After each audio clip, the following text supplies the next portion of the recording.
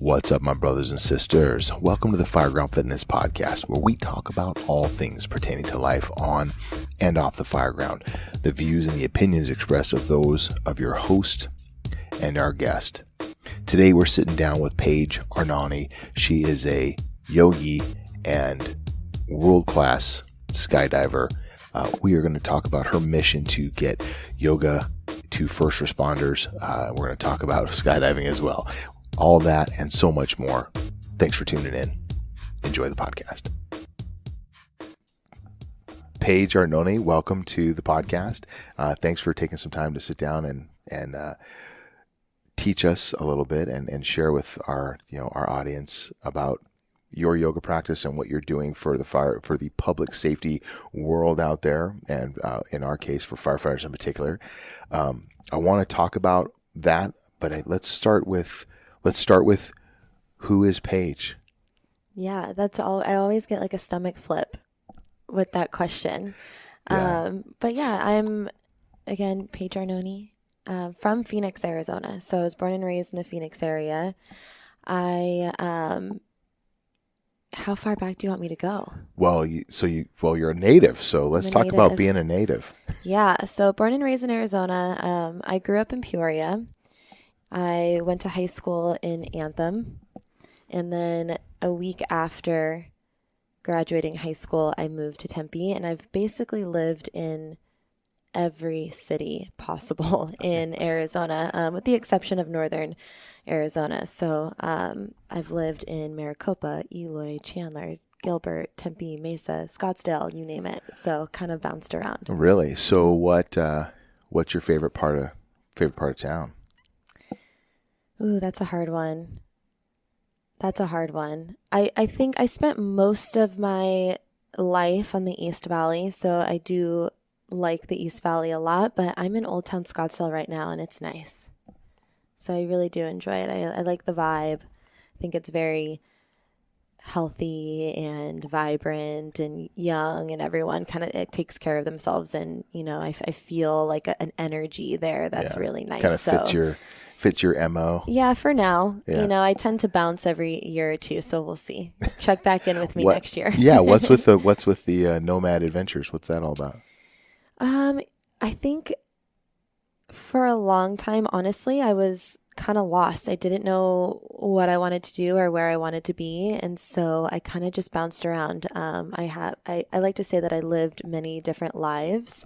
I had a number of different careers and jobs, and kind of bounced around, and then I had like my moment when I was 21 where I wanted to move away from Arizona, so I moved to Chicago for 3 years and lived out there, and then I came back and kind of settled down for a little while. I did get married, and I settled down for several years in Gilbert, and now I'm kind of back to bouncing a little bit.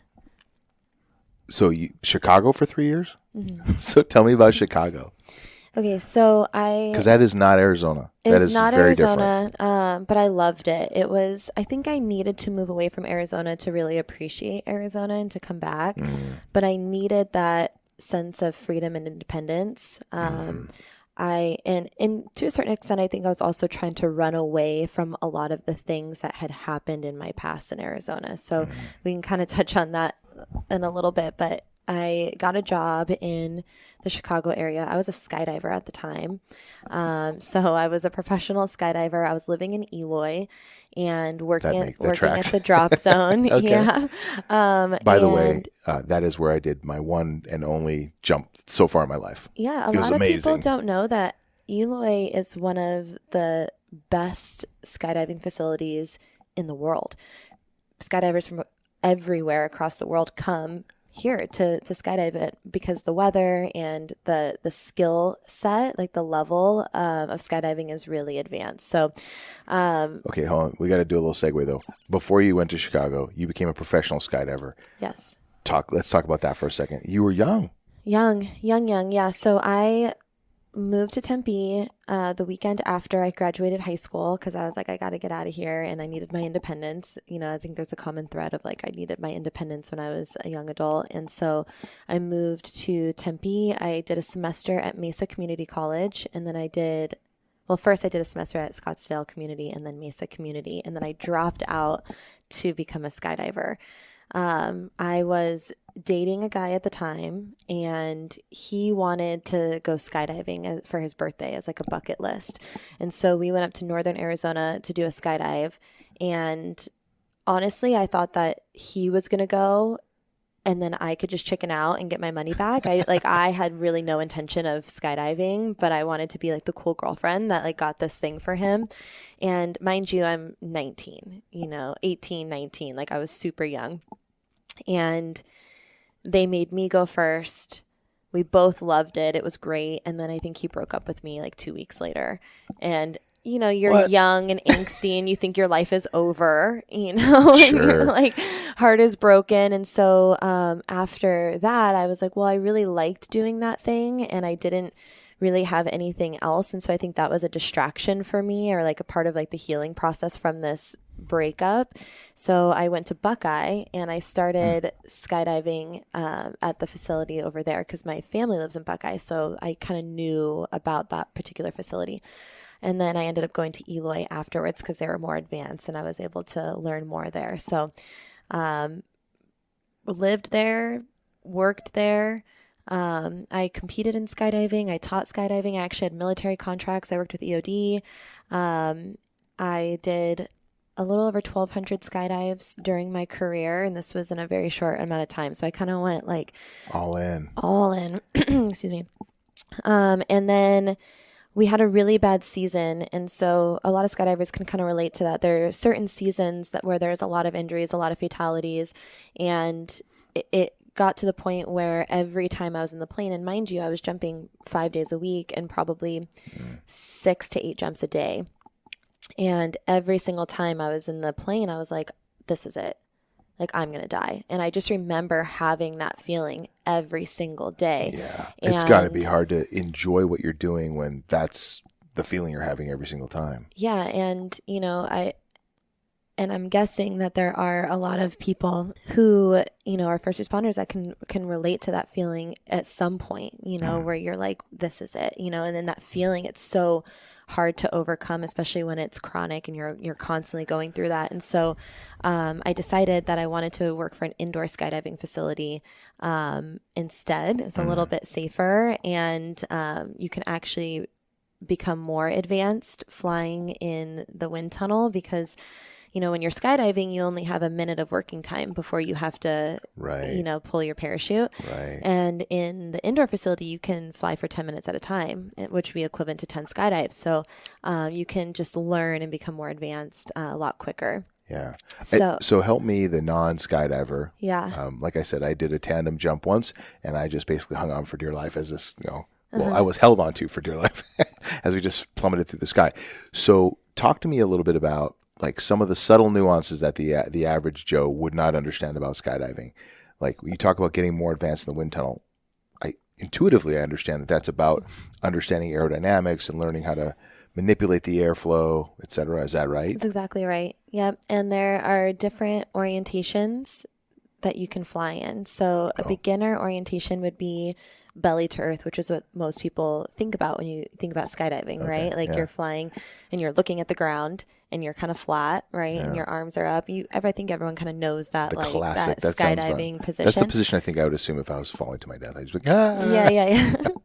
And so you learn how to maneuver more, and it's just that it's aerodynamics, manipulation of the air, learning to fall slower or faster based on surface area. But then as you become more advanced, you can do tricks and, fly upside down and, different orientations. And then you get to the point where, there's lots of different styles that you can do. A lot of people kind of traditionally start to do bigger formation stuff. And so I started doing those where you would, go out with a large group of skydivers and you would link up. So you would hold hands in the air and you try to make the biggest formation possible. So in 2013, I was a part of a women's world record. Oh, wow. Where I believe it was 63, I should know this, women flying upside down, holding hands. And at the time, it was the largest female formation flying upside down. So we were in the Guinness World Record and, Cool. Quite accomplished. I do think, it was such a really cool part of my life. And like you said, just kind of balls to the wall, go for it. But then after that world record, I moved to Chicago and really just focused on the indoor stuff for several years. Oh, cool. And then that's where I kind of found my knack for sales and customer service. That was kind of my role there. So I worked my way up in the company. I was, base level customer service, and then worked my way up to corporate sales there. And then we moved back. So my fiance at the time, he was from Montana and he had seasonal depression. So he was like, we need to get out of here because it was cold. It was gray. He's like, we got to go out. So we came back to Arizona, and I started working a corporate sales job for GoDaddy. That is quite a dichotomy, though. And that's a big departure from the skydiving world. Yeah. I'm going to touch on something real quick. Okay. You talked about when you were skydiving a lot, feeling like this is the last dive. I'm going to die. Mm-hmm. Do you think some of that had to do with doing the large formation dives? Like, I would imagine the more people in the air, the greater chance of error and potential hazard. Yes and no. Formation stuff can be really dangerous, but you also have to consider the fact that everyone who's doing that is also advanced. So generally, you kind of know what you're doing. Like, yes, there's always going to be like a wild card where someone's in there and they do something really sketchy and you're like, what just happened? And that can be scary. But usually they're pretty safe. Like, I say like quotations when I say safe. Right. Some of the times where I felt the most unsafe were on some of the smaller dives, and it was mostly because I think people have an inflated idea of their skill level usually.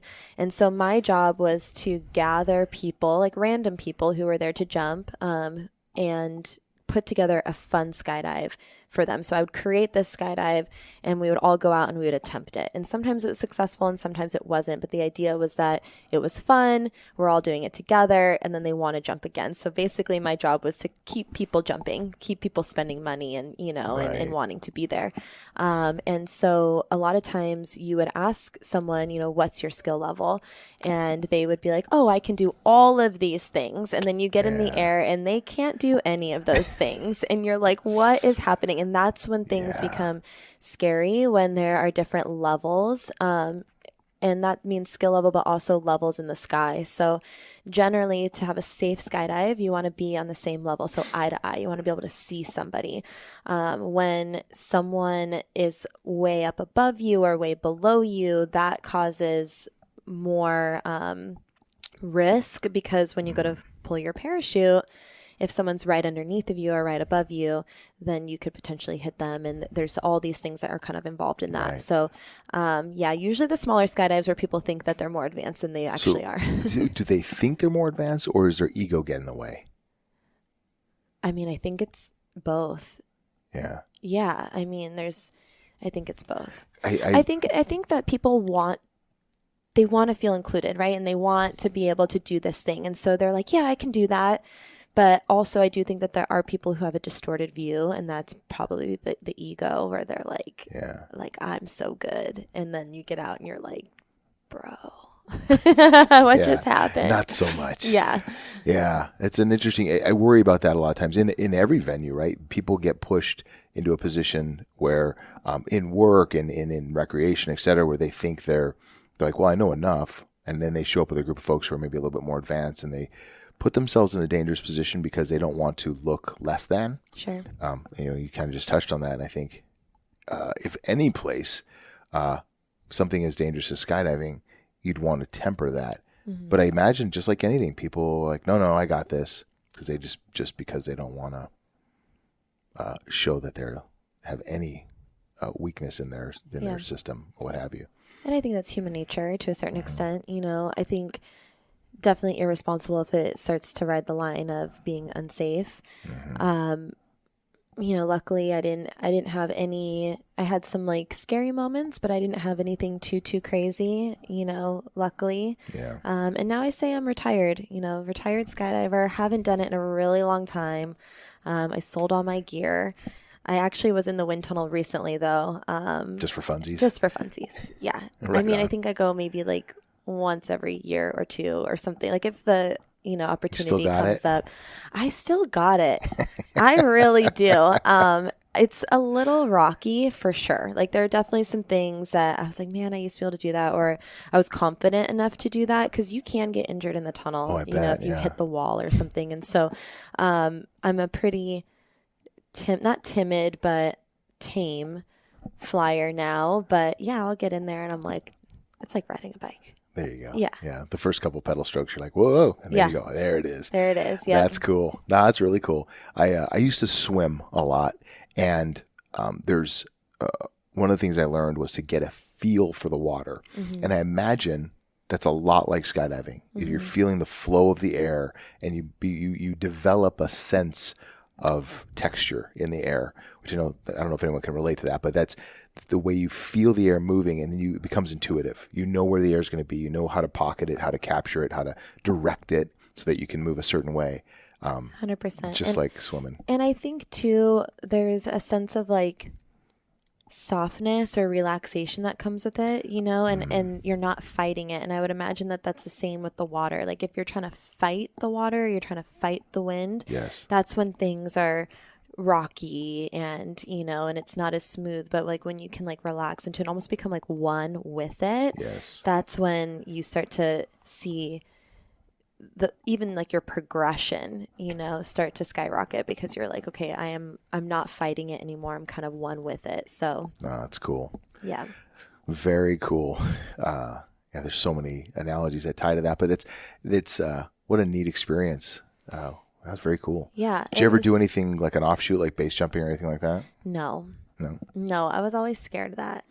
Well, That's where most people die. I would say I've heard from people, you know, that base jumping can be significantly more dangerous and should not be entered into lightly. It's definitely, I feel like chasing the carrot a little bit. I don't know if that's the right saying for it, but you know, where's the next thing, you know, because skydiving does lose a little bit of like that adrenaline that was so captivating in the beginning, you know, that thing where you're like, I'm skydiving, and it was like this great thing, and then over time you kind of get desensitized to it a little bit, you know, and so then it's like, where's that next high?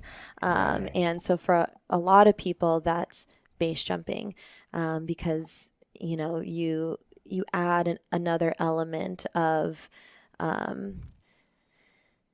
what word am I thinking of? Another element of danger. I think that's, you know, it's in skydiving, you have your main parachute and then you have a backup. So if something goes wrong with your main, you got a backup, you know, and you have a computer chip in your skydiving rig that, you know, if you don't pull your first one, it'll automatically deploy your second one. And so there's safety to that. In base jumping, you got one. Right. And if that doesn't work, like hello ground. Yeah. You're right there. Yeah. And you're too low for there to be any sort of computer chip in there, because you're jumping at, you know, 500 feet or, you know, 800 feet. And so, have you seen the cats jumping off of Camelback? Oh yeah. Yeah. Those are some people I know. Yeah, that I imagine. do that. Yeah. Well, I was always shocked by that, because that is a very short jump. It's like the lowest you can go, I'm pretty sure. About 300 feet. Does that sound about right? No, I want to say that that's probably 5. I think. Oh, really? Okay. Yeah, I think 5 is kind of the lowest.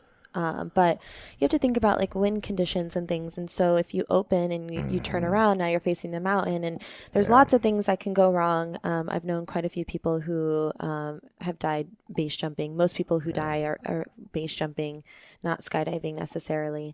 And so for me, I didn't really entertain that at all. It wasn't something I was interested in. I'm an adrenaline junkie to a certain extent, but I'm also like pretty timid with stuff, So calculated risk. Calculated risk. That's right. So, no, I never did anything like that. I think it was really just the indoor and, That's very cool. Do you think that a lot of people go to skydiving in search of something that may be missing from their lives? Or Yeah. And, 100%, I can speak to my experience. I don't want to speak for anybody else. Sure. There is a saying, land of lost toys. And I think that it's because there is something that's missing, or at least for me, there was. I was definitely lost. And we kind of touched on that before. Like, I bounced around. I didn't really know what I wanted to do. I went to college a little bit, and then, and I think I really didn't know who I was or what I wanted in life. And this was something that made me feel really good. And I think now, retrospectively, in the moment, I didn't realize this, but I think now looking back, and I think we all kind of have those moments where we're like, oh, I was like, that was a sense of numbing for me. That was a way for me to escape. Because I was really unhappy and unhealthy and struggling with a lot of, childhood traumas and, things that I had never processed and didn't have the tools to process. And so for me, running away and living in Eloy and, doing this thing that, on the surface was really fulfilling, right? It's like there's a community out there and the community is really amazing. But, I think it was that escaping, that numbing, and also the skydiver lifestyle lends itself to partying and escaping and numbing. And then, like I said, that saying of like land of lost toys, I think everyone kind of comes together, and it's almost without it being said, and I hope I don't get like backlash for this, but I do think that there's a certain level of like trauma bonding too. We all kind of had been through things, and then we're also in this thing that's unique that no one else like in like the general population can relate community. to, and so we're all bonding over those things. And it was a great community, and I don't want to discount that, because the people I met over those years are still some of my like closest friends, and great people and talented people.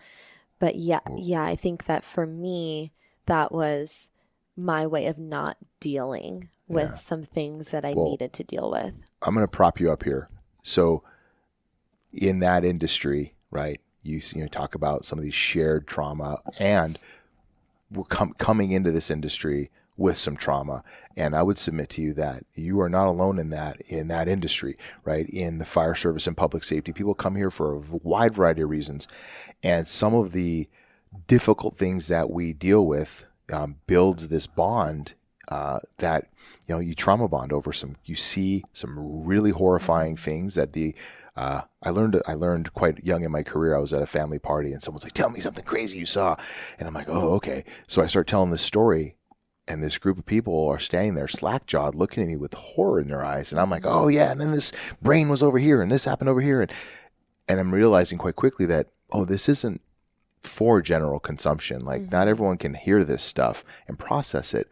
But on the fire truck, we're laughing and joking, right? When I was in the Marine Corps, we do some very difficult things, and that brings the unit together, brings the people together. So I'm not surprised that you find this community that goes and parties together, that is tightly knit, because you're doing a very dangerous thing together, and that's an amazing experience to share with somebody. Yeah, 100%. Yeah, it's very cool. So what are some of the things that you think you were running from? Yeah, so both of my parents were drug addicts. My dad was gang affiliated. They were both their drug of choice was methamphetamines, and my dad went to prison when I was 5. He served a 6-year sentence for the sale of narcotics. So he was absent, and I think at a really young age, my relationship with him, I like desperately waited for him to get out, and my memories of him as a kid were prison collect calls and prison letters and annual prison visits. And so like my memories of him were of that because I didn't have any previous memories. And then my mom, she married my stepdad when I was 3. They were married until I was 8. And I lived with her for about a year after that. And she was never around. Basically, she like neglected me. She was partying, doing drugs. She would leave for days at a time. I'm 8 years old alone, and she decided then she didn't want to be a mom anymore. And so she left and dropped me off with my stepdad.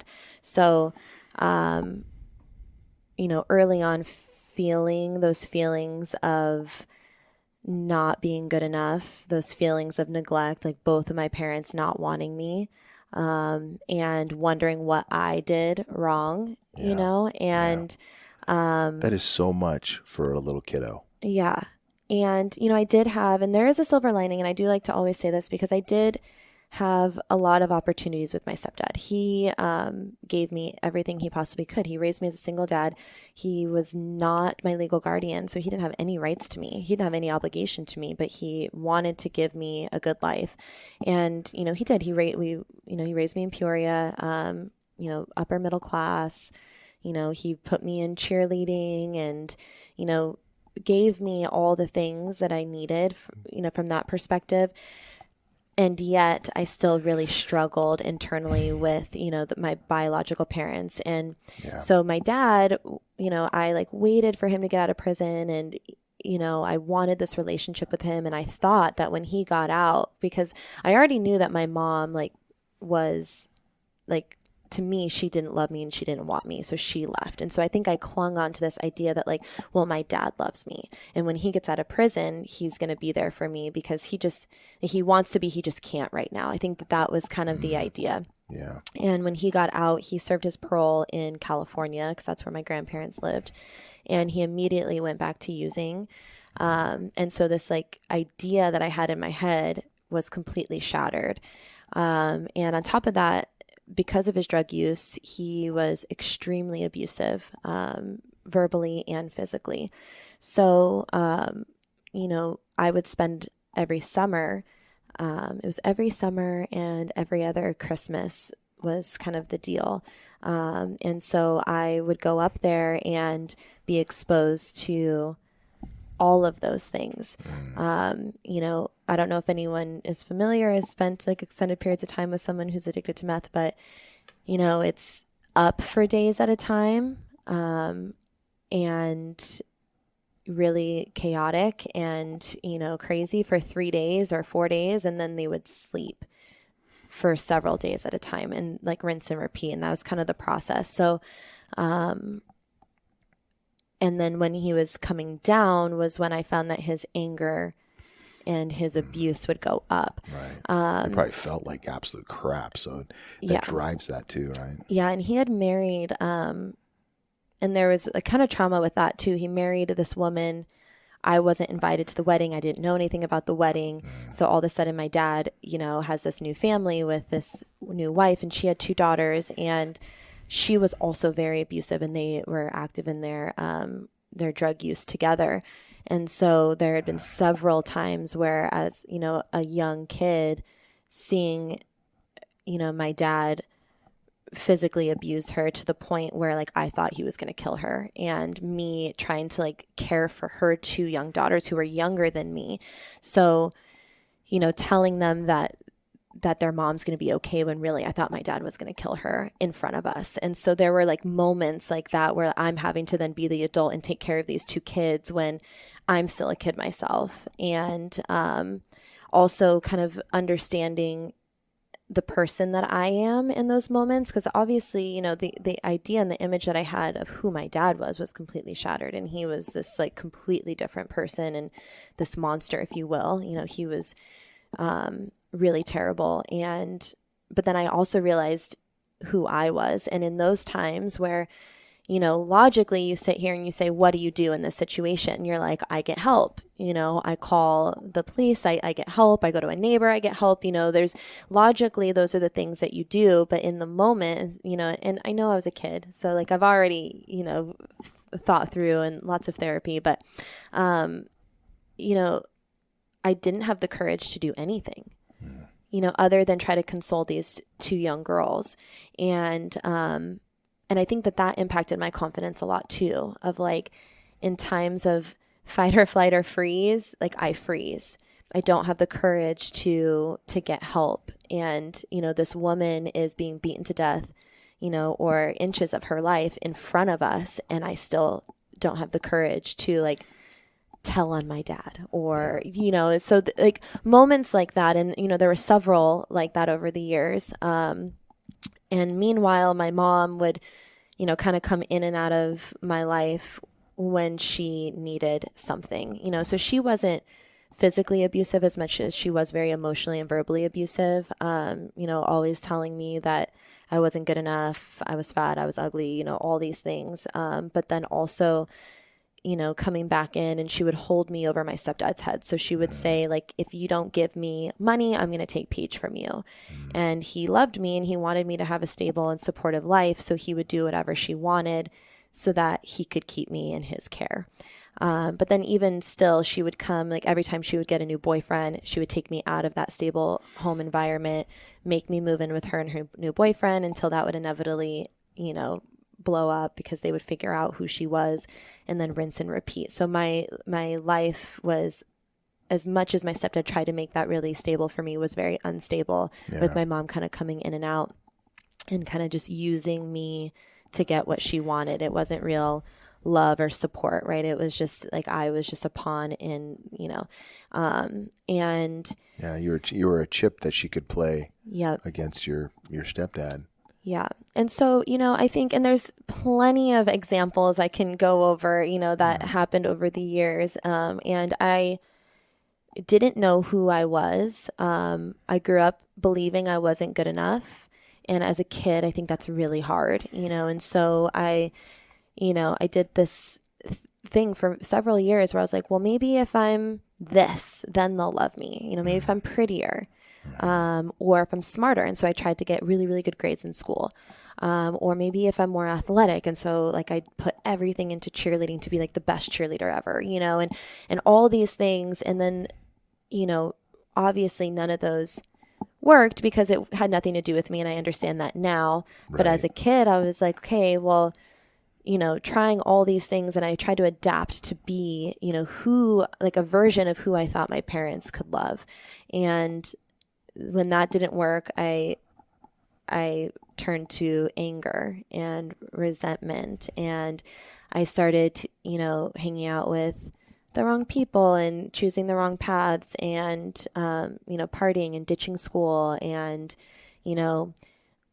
not getting good grades, and, leaving the cheerleading squad, and like all of these things that I had worked so hard, because I was like, well, maybe if I excel in these things, then, I was like, okay, well, maybe if I make a big scene, and start, getting in trouble and not doing these things, then maybe those things will get their attention. Right. And of course they didn't either. And then that also made me feel like, okay, well then I just don't matter at all. Like nothing I do matters. And so now what?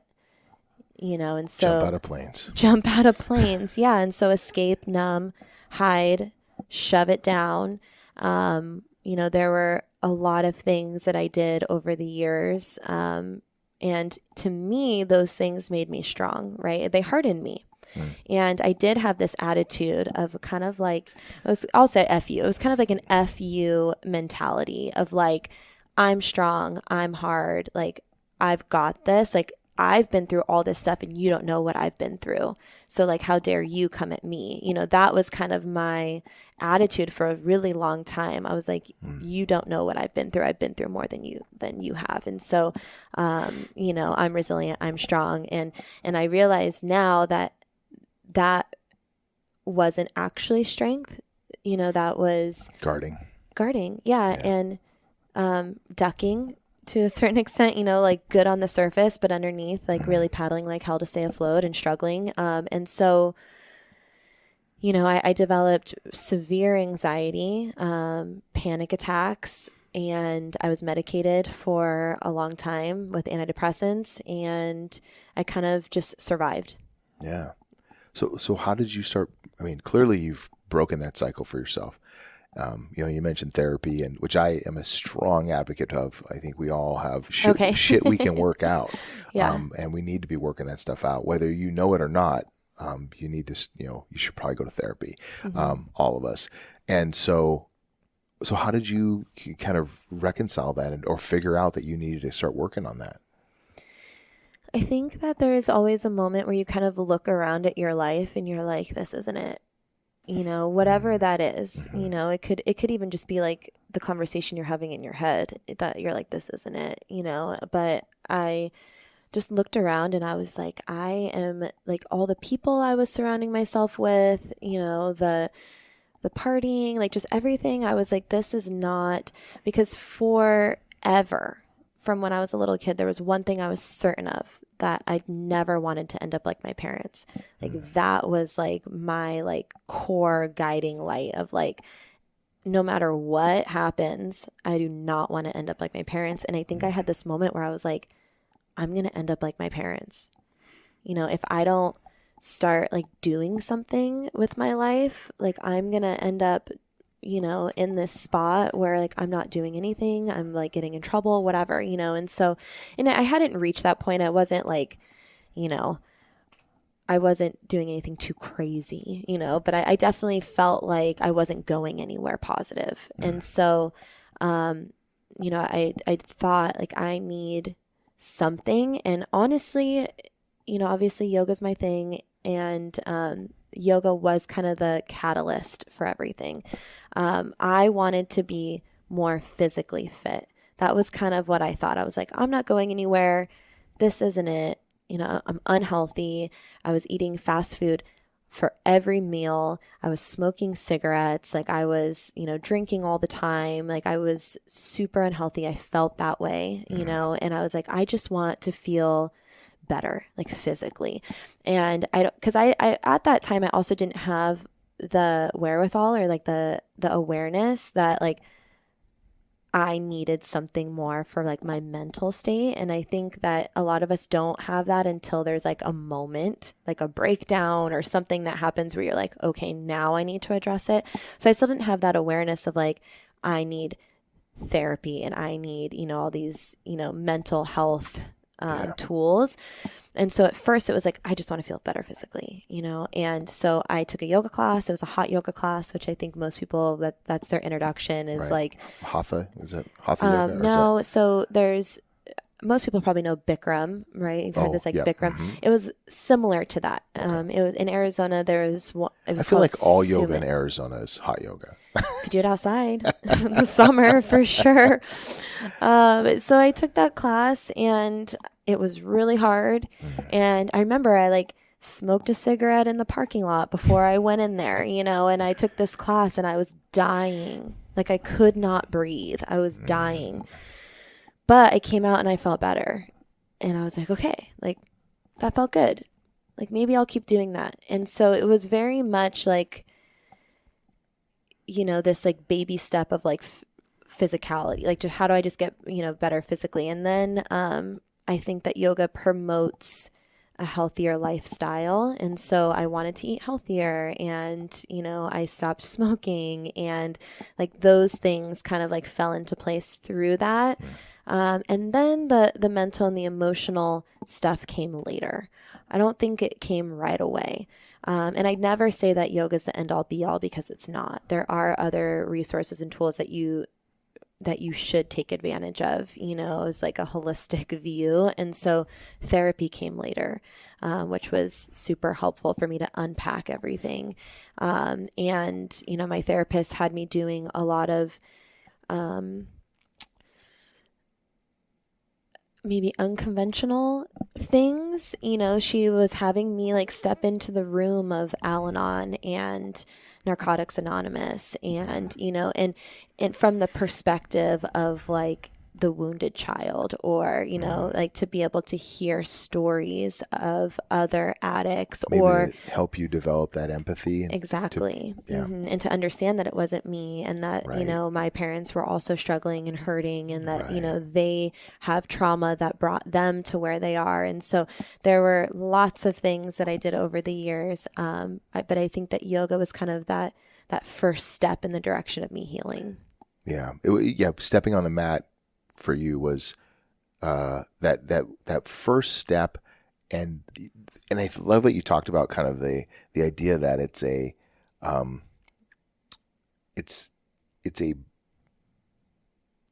what's the word I'm looking for? How do I want to say this?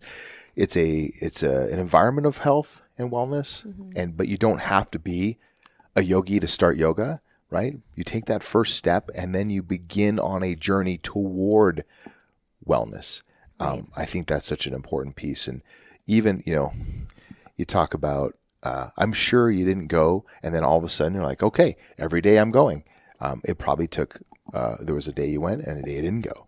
And so a lot of us, I think, start, and then when we can't maintain it, we go, well, it's not for me.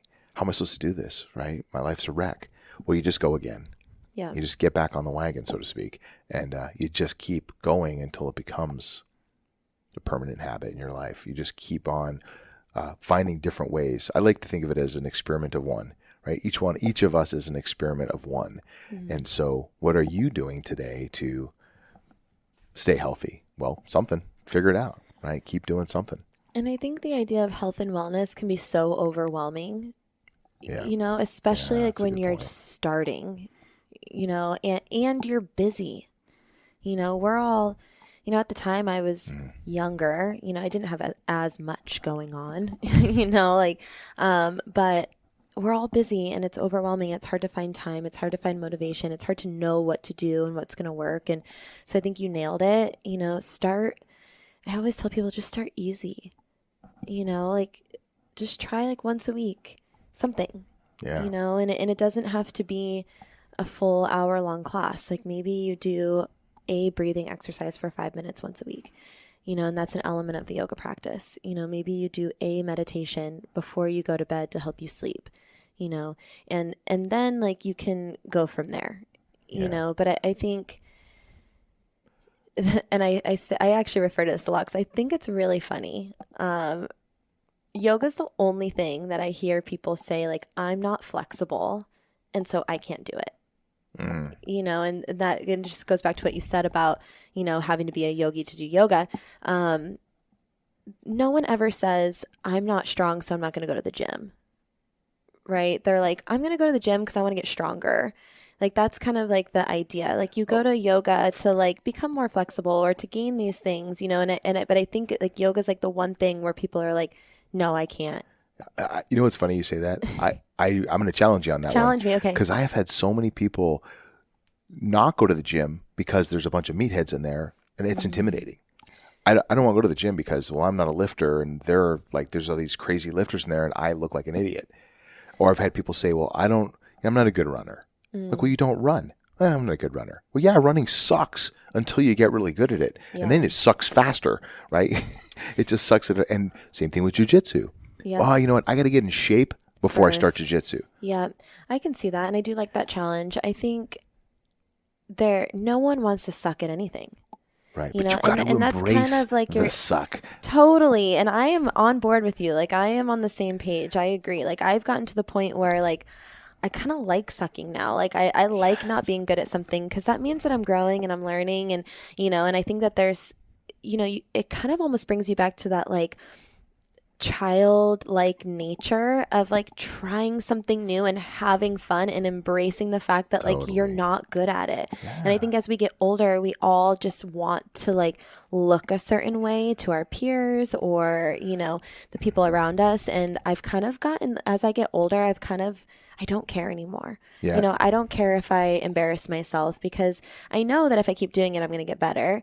And I think that we always have to have something that we strive to be better at, regardless of what it is. That's what keeps us going, you know, and it allows us to like prevent stagnation. And, and I think that when we don't have anything to look forward to or like, to progress, it doesn't have to be anything physical. It could be anything. Then that's when you start to like find that complacency in your life. And, so I agree with you on that. I think that there is a bit of like, embarrassment of, or not wanting, and I see that in yoga too. Like I go to the, different departments and people don't want to suck in front of chief and chief doesn't want to suck in front of the employee, and it's like these things that happen. So I get that. And I feel like I had one other thing to say, but we can stop it there. Well, I was just going to say, we being vulnerable and feeling weak or insufficient in front of your peers, or even in front of strangers, right? It's easier in front of strangers, I think, but in front of your peers where they hold you in a certain esteem or regard, and you're like, well, I'm going to go in here and demonstrate that I'm going to show some weakness, or I'm going to be vulnerable in front of these people and share with them something about myself, whether it be physical or emotional or whatever, can be quite daunting, and is I think a step toward healing and a step toward personal growth. I think I'm echoing you at this point. Is doing that thing, doing the uncomfortable thing in front of your peers, and especially when you're doing it together, right? If you all go out into the apparatus bay or into the conference room and you work through something, I see this a lot in training. We'll go to a training environment and we're learning a new skill, or we're revisiting a skill that we all know, quote unquote. And we'll ask a question in the training room and people will just like look away. They avert eye contact. They look down. Nobody wants to answer the question because they don't want to feel, they don't want to be wrong and say something wrong in front of everybody else. And it's very similar with physical acts, right? I don't want to look weak, or I don't want to look like I don't know what I'm doing. Sure. But man, if you don't put it out there, if you don't take the first step, you'll never get there. Yeah. And I think too that we're on the path of doing this, but I think flipping that idea on its head, because, and I'm going to refer back to what I was saying about how, when I was younger, I thought that the strength was, I've got this, like on the surface, like I'm good, I can do this, like nothing phases me, right? Like I'm good, like that's the strength.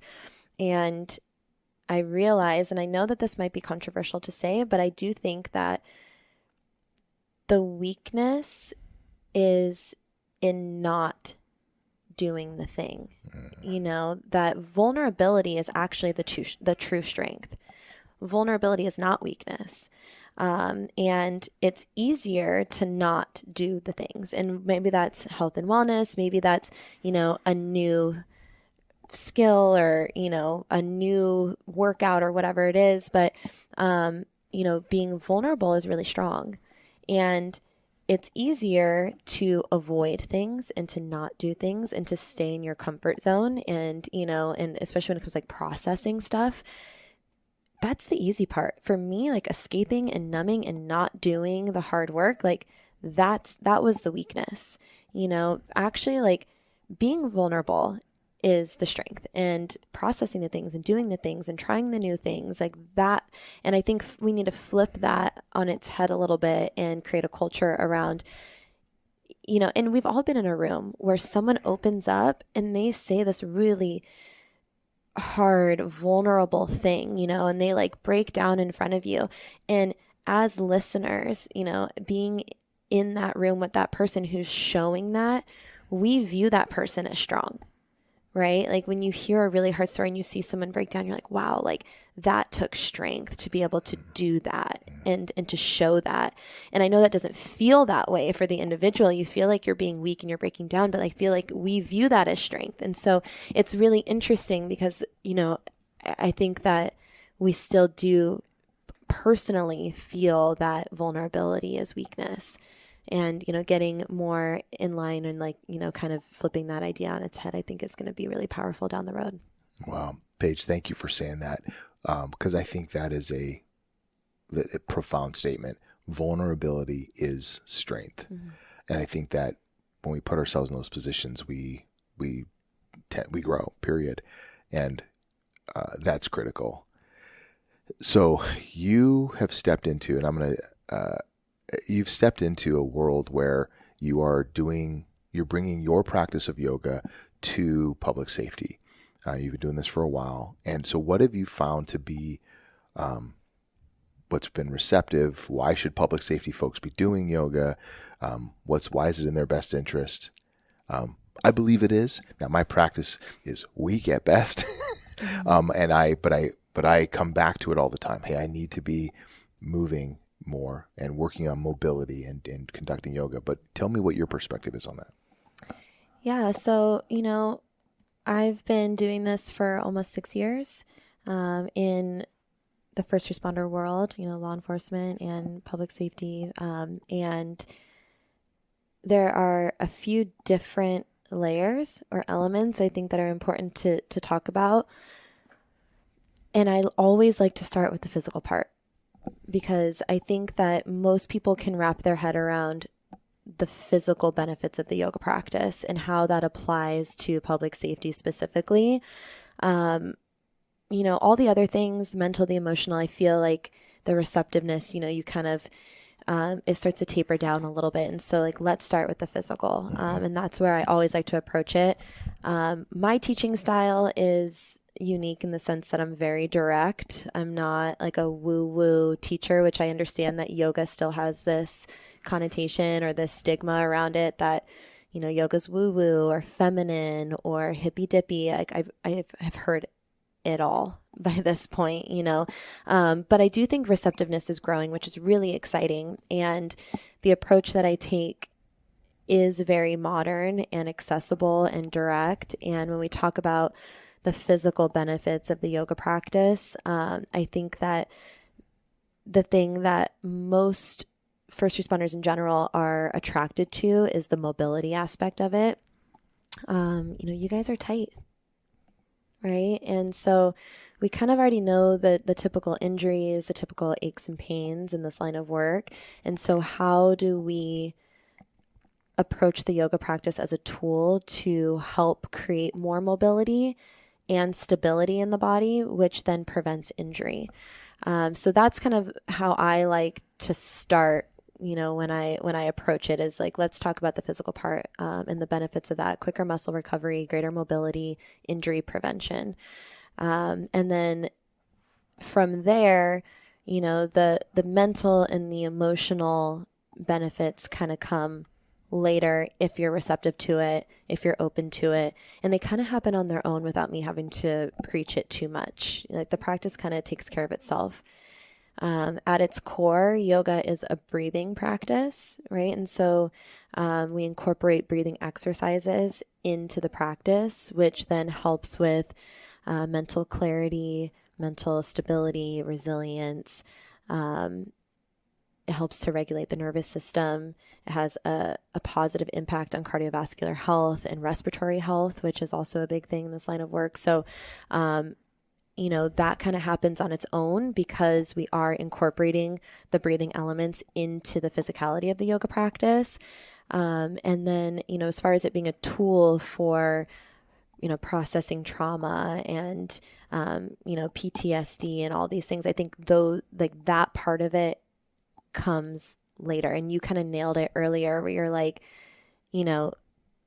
taking the first step, and then it's like a path or it's a journey, it's it's a practice, you do this for years. And, yoga has been in my life for 13 years and it's still a practice for me. I can't say that it's cured everything, it's still something that I have to revisit. And, it's always helping me with where I am that day. And I think that that's kind of the cool thing too, is yoga kind of meets you where you are and gives you what you need in that moment. But, specifically for public safety, start with the physical. Let's try to get your bodies feeling better, more mobile, less injury, and then regulating the nervous system and, creating a sense of peace and calm by reducing stress and anxiety and all those things. So, okay, a couple questions. First question is how often should I be programming this into my life? I mean, ideally to be sustainable. Yeah. Right? And so here's the thing, that's why I say just start easy.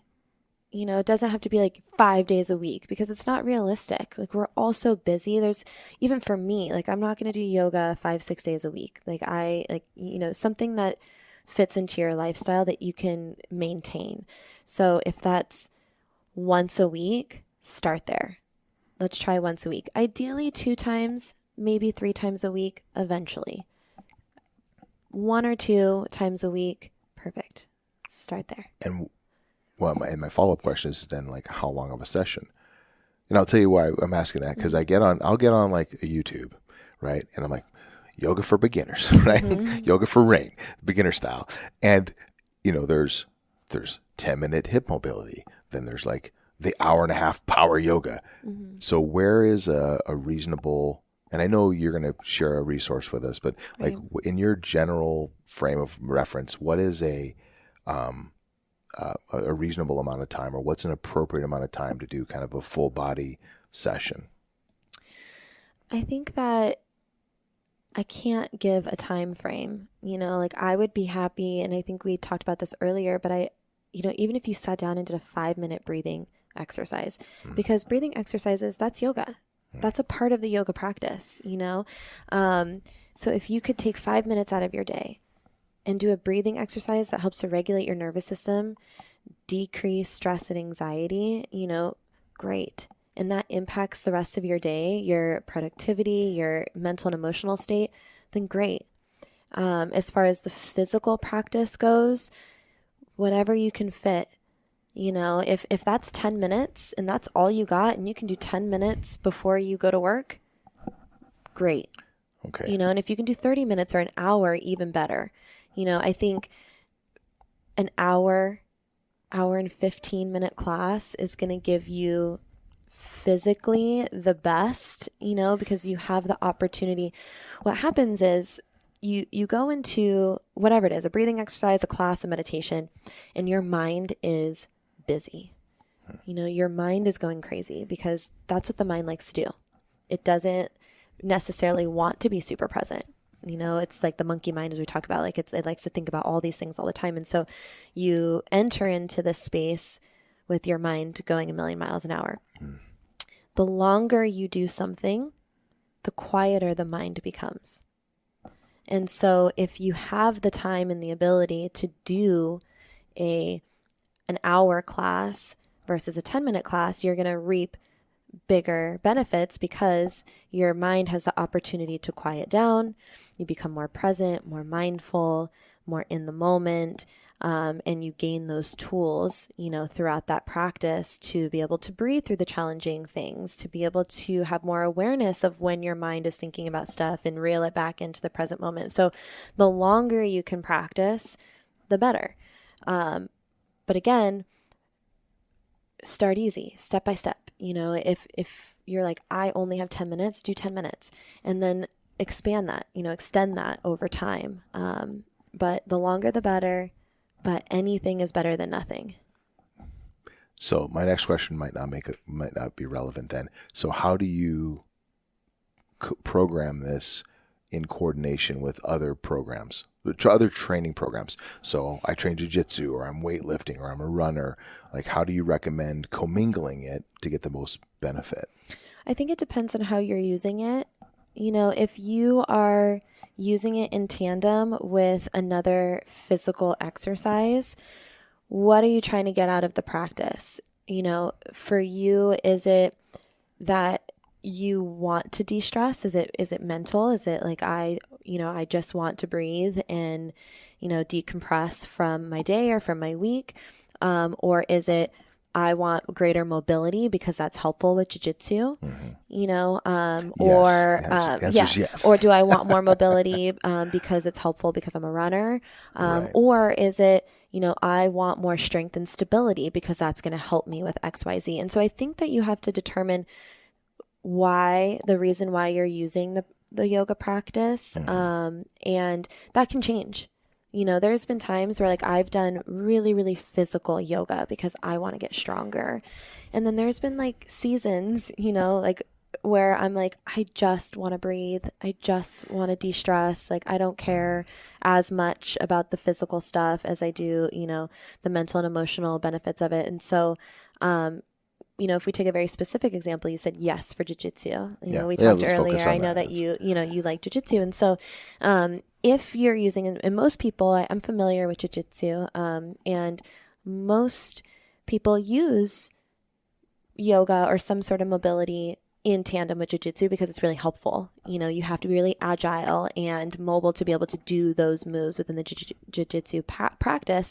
And so for you, maybe once a week, you focus primarily on mobility, and that's going to help you with your jiu-jitsu and help you to progress in that area. And so maybe that's your focus of, let's do more like deep stretching. Let's do, things that are going to help increase my shoulder mobility, my hip mobility, things of that nature. So I think you have to determine why are you using it, and that can change over time. But for me, and I like to tell people this because I think it's totally unrelatable if I'm like, I just do yoga all day long, all day, every day. I'm just in the yoga studio, I'm meditating, and because everyone's like, that is not my life. And I want to be clear that that's not my life either. I run a business. I work out with a personal trainer. Like I do lifting too. I am hip thrusting like 220 pounds. I'm proud of that. I do HIIT training and like circuit training classes. So I'm also very physical. And so I know what it feels like to be tight. I also know what it feels like to have other things that you're focusing on as far as strength and stability. And so these days, again, and this can change, these days I use that as a counter to my physical exercise that I do with my personal trainer because I need it. Another thing that I think people don't understand is that the more mobility you incorporate into your practice actually impacts the muscle mass that you can build. So if you incorporate yoga in tandem with weightlifting, then you're going to gain more muscle mass over time because the muscles are operating at a higher efficiency.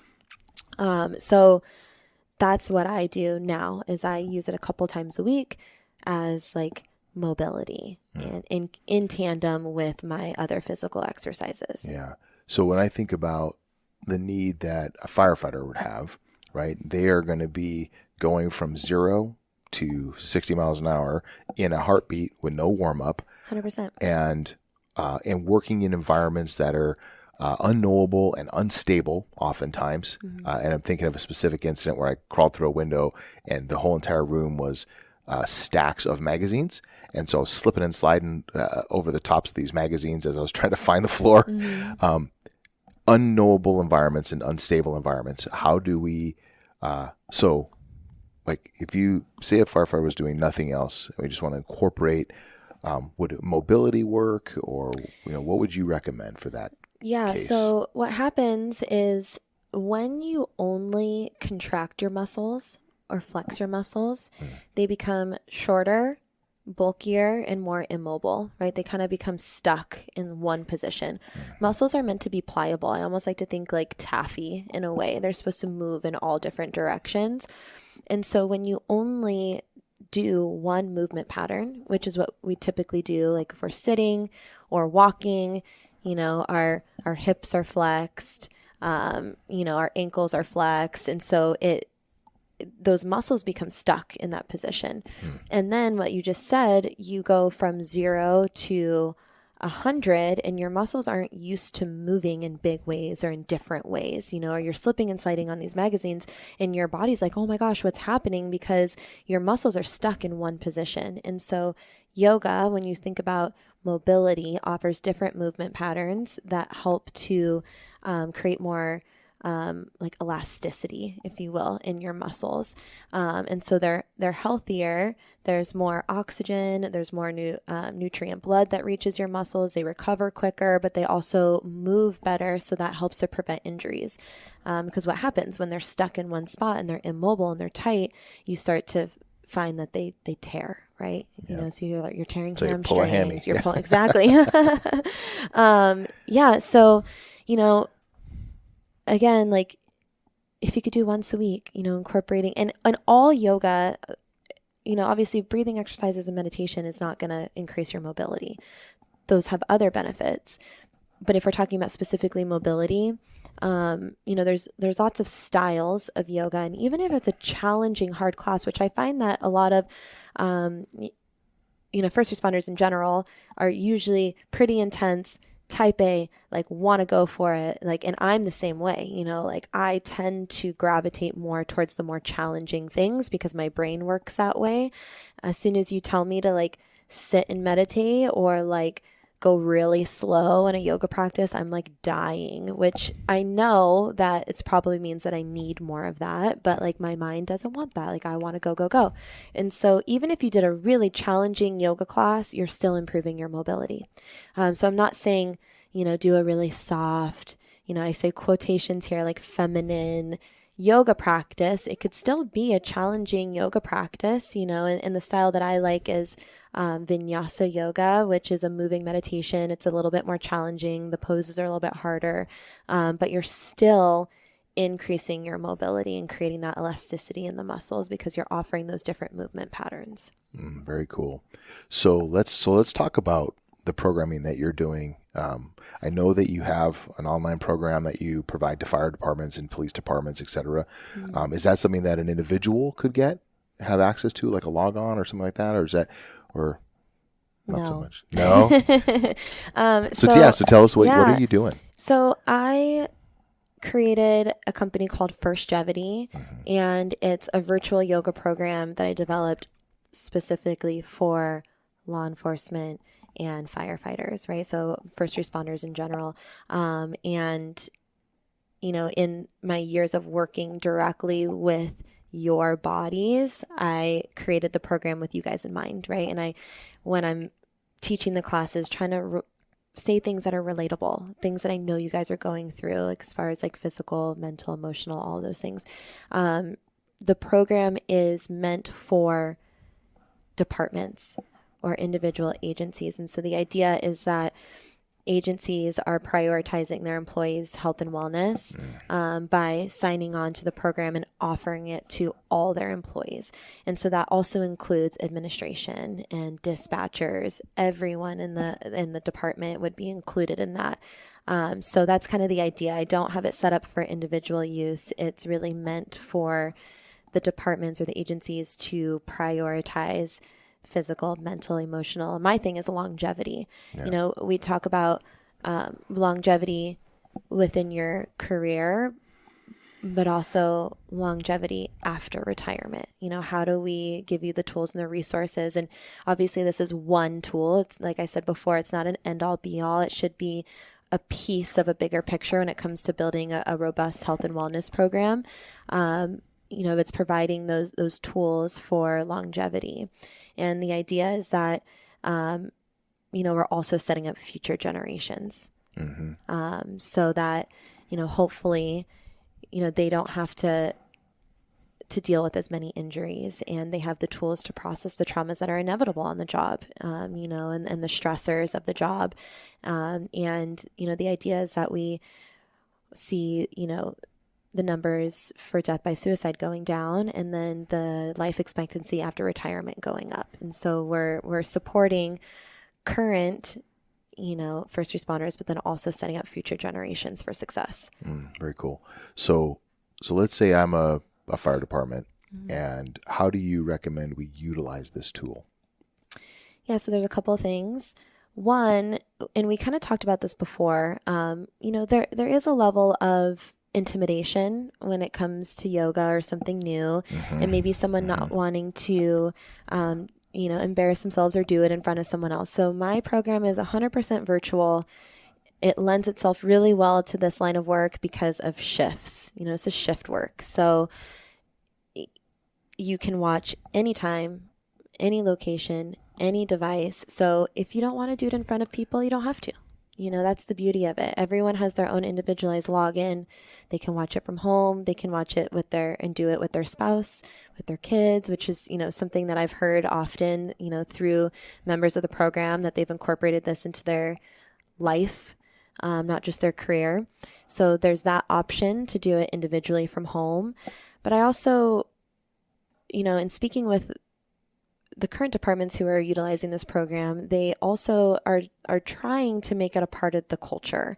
And so, some agencies, some law enforcement agencies make it, a part of their briefing, or there are some, You mean like the whole squad gets out and does yoga together? Yep.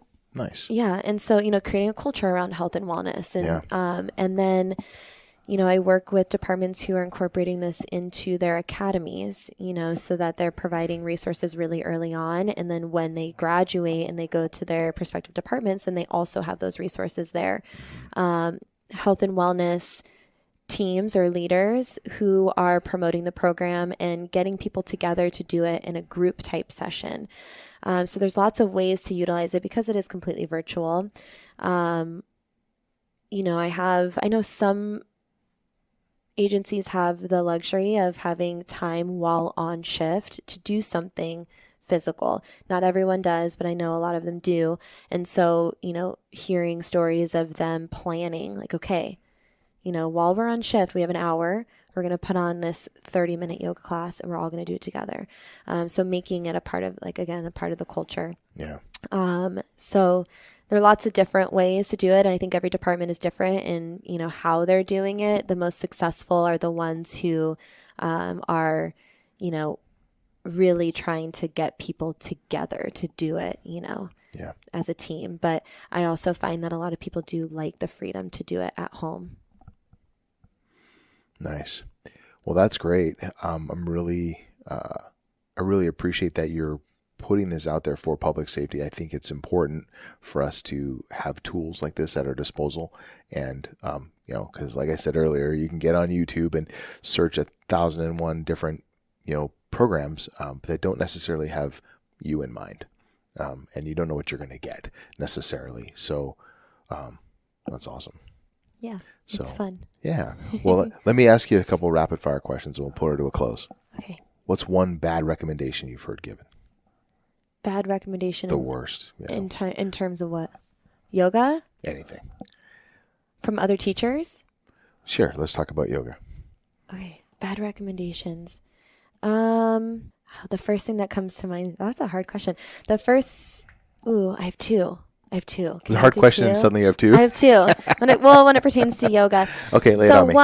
And if you don't know what this pose is, you can look it up. But pigeon pose is, so many teachers say to make your shin parallel with the top of your mat, right? And so everyone thinks that that's what you should do, and that has the potential to break your knee. And so don't do that. If your hip is tight and you feel any knee pain, just in general, I think stop doing it.